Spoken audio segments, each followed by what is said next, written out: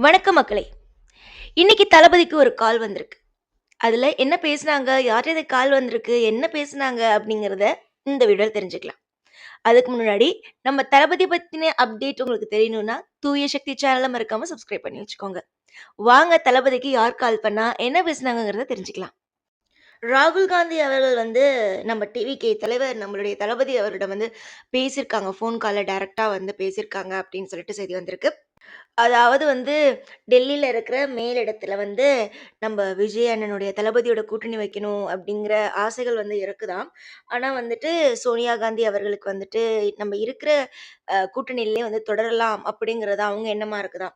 ஆனா ராகுல் காந்தி அவர்களுக்கு வந்து டிவிகேயோட கூட்டணி வச்சுக்கணும் அப்படிங்கிற ஒரு ஆசை இருந்தாலும், அவங்களுடைய அம்மா சோனியா காந்தி அவர்களுக்கு வந்து இருக்கிறதுலயே நம்ம வந்து கூட்டணி போட்டுக்கலாம் அப்படின்னு சொல்லிட்டு சில பயங்கள் வந்து இருக்கு அப்படின்ட்டு சொல்றாங்க. ராகுல் காந்தி அவர்களுக்கு வந்து டிவிகே உடைய கொள்கை, நிர்வாகம் அதெல்லாம் ரொம்ப புடிச்சிருக்காம். அதெல்லாம் வந்து சொல்லியிருக்காங்க. இது நமக்கான வந்த தகவல்.